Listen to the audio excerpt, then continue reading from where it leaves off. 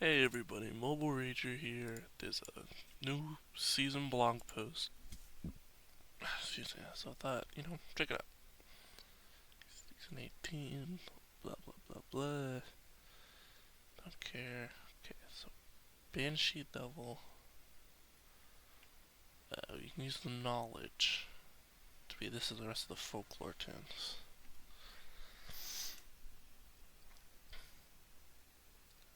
Okay, little bard.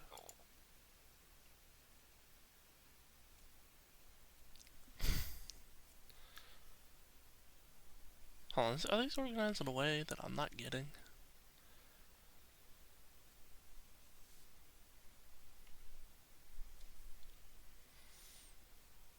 Okay.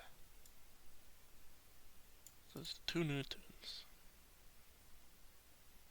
I guess Easton's 3D is a no, but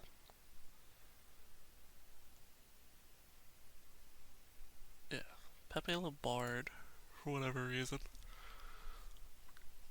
Toth Beaky, Jester Bugs. Bugs the Brave without an exchange for some reason, even though he's like 3 years old.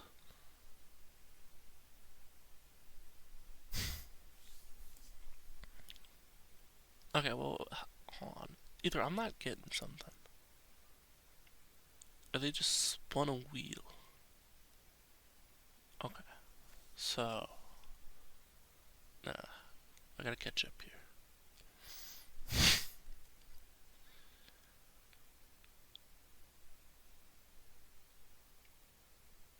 So, Bard and Bugs are here. They're both artists.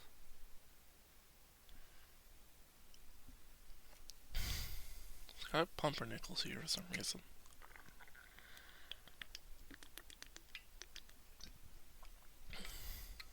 It's like a riddle. I have to decipher it. Siegfried Elmer's here. He's opera. The Super Coyote.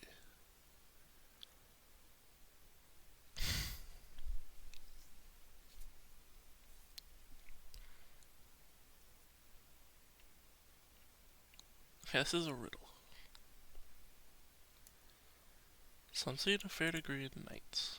Bugs, Tweety, Daffy, Marvin. Okay. So I must have all the knights. So I'm gonna say they're featured. There's Lunar Petunia, Lunar Lola, Lunar Bugs, and Master Speedy. So I think Lunar's featured.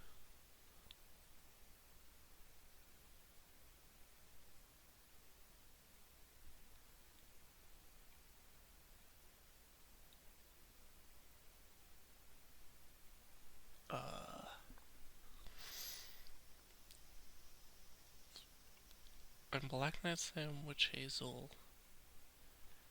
Devil Dog, or all Scoundrels. There's no Pig Kahuna or Ronin. Which are kind of the real scoundrels. And I'll say Black Knight Sam, but I actually don't remember what Black Knight Sam is. I think he's a scoundrel. Just, I don't use them, so like how will I know?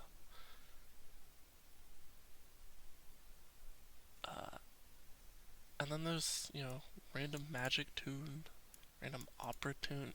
Is this a mistake, or do they just like spin a wheel to select these? I feel like I already said that. This is making me go crazy. Yeah. Fair Lady Melissa. I don't get it. I don't get it. Let's just pretend it doesn't have featured tunes. Okay, there we go. Looks cool, nice and look at the happy rabbit energies. Okay, so this one makes more sense. Rest of the folklores. Yeah, we go.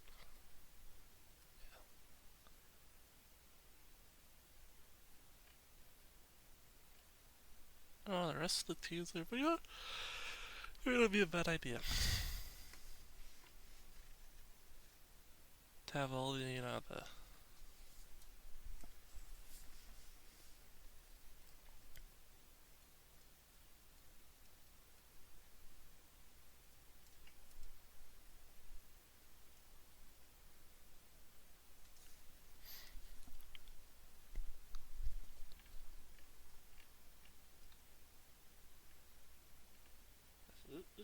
ancient riddle.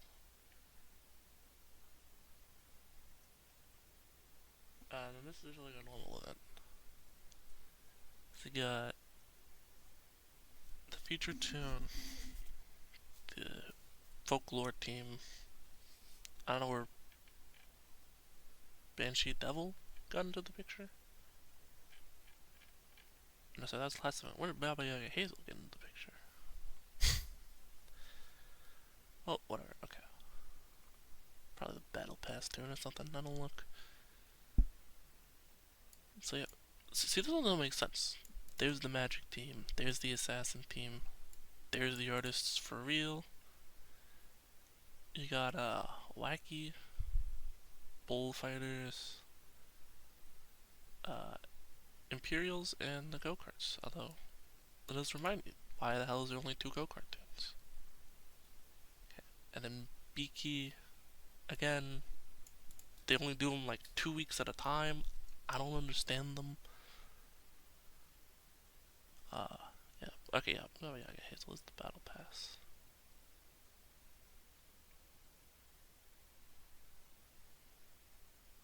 Okay, a word on upcoming tunes. With Season 18, finishing up folklore, good. Nice to finish things. Cough, cough, nightmare. Cough, cough, go-kart.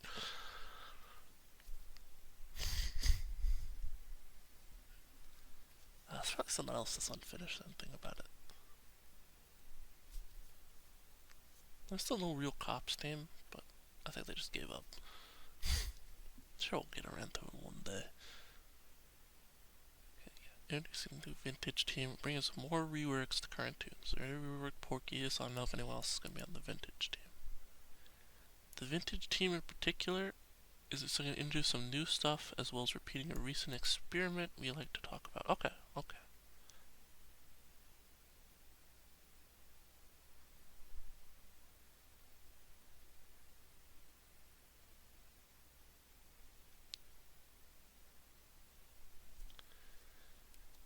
Interesting. So, the new vintage team brings back the black and white aesthetics that we debuted during the Wacky Invasion, which is neat because I like them. I don't know if that means they're another themed season. I guess not because I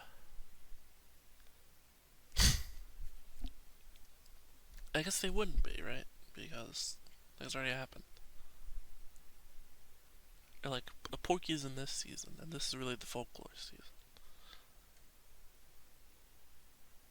Got 2 of them. But yeah, this time in a more grounded, down to earth. True, wacky team, a little wacky, a little zany, a little crazy. The team itself is composed of some very classic tunes from well before Bugs Bunny was the main character this season. This is true. If you're a real lore historian of the Looney Tunes history like me, you know, first was Bosco.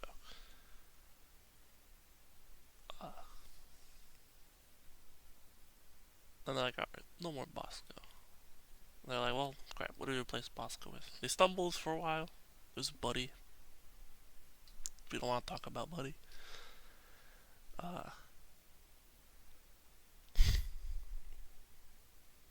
Then they got Porky in a short. And they're like, this is it.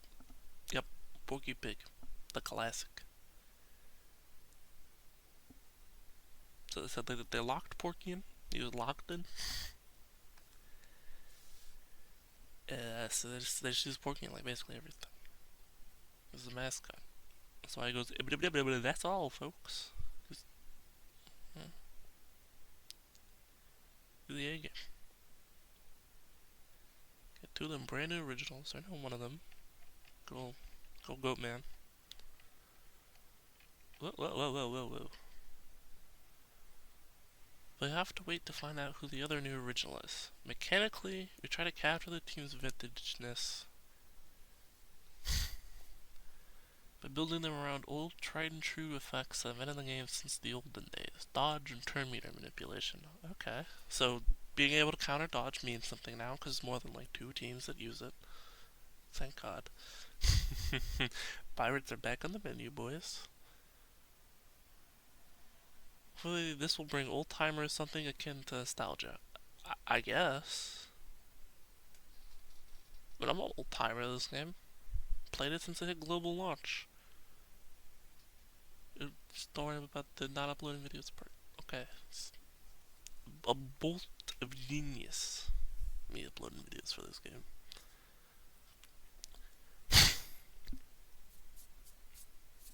So I don't know if I sound congested during this video, but you know, let's not worry about it. Okay. While their skills revolve around old stuff, this team is also bringing something brand new. Gabby Go debuts a new type of friendship skill that we're internally dubbing the theme passive, which will be present on all tunes that have that theme. The goal with this skill is to highlight what's special about that particular team so you can better contextualize their skills, understand what they're all about, maybe help you build a team around them.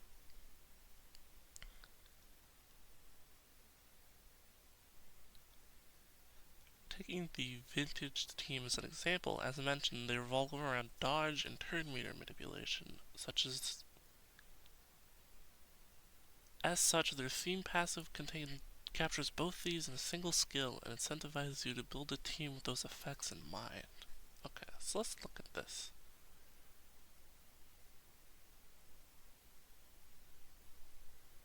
Okay, so when vintage tunes dodge for the first time, they gain 10% turn meter, and when they're hit for the first time, they remove 10% turn meter from the enemy with the highest turn meter. Okay.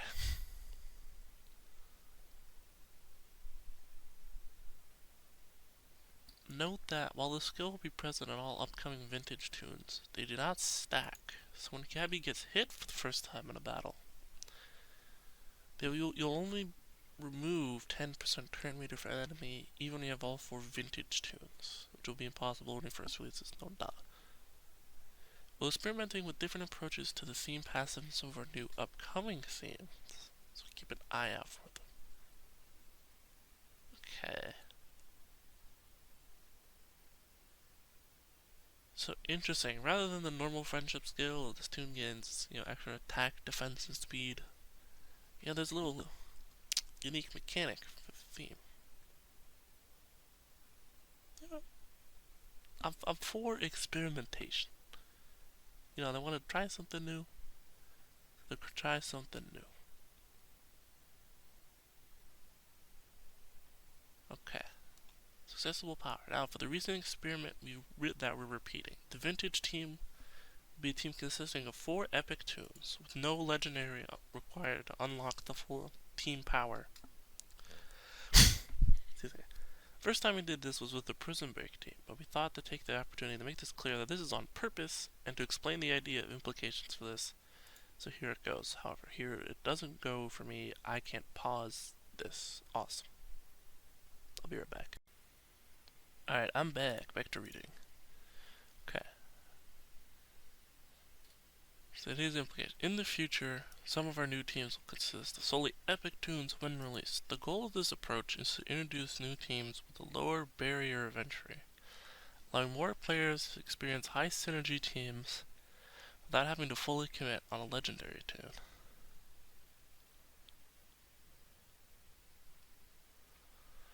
Okay, power-wise, we're approaching this team by spreading the power around all team members and relying more on synergy rather than having the single tune be the focal point of the team's power. This is why we can have a more accessible team without sacrificing their power or utility. So I guess I'm struggling to think of recent tunes. I'd argue the legendary is most of their power. SBD, I guess. Yeah, I guess it's largely the Battle Pass legendaries. Dark Matter, SBD, they do a lot for their teams. I don't think the teams would be horrible without them. But I'll definitely say, your weakened inflicting capabilities, a lot less without Dark Matter. Okay, so we may still release legendaries for these teams further down the road based on how well these teams are liked by the players and how they end up in the meta, but that's not a guarantee and will not happen close to the team's release. Okay. So that's it. That's where the Prison Break rarities come from. And that's where the vintage team is heading as well. I hope you enjoy this approach.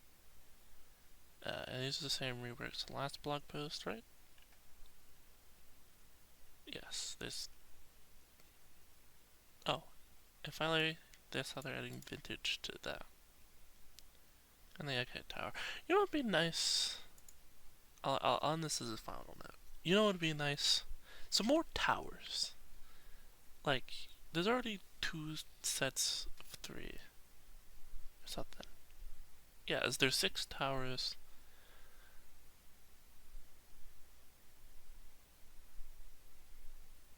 I get 10, might be a little awkward to do.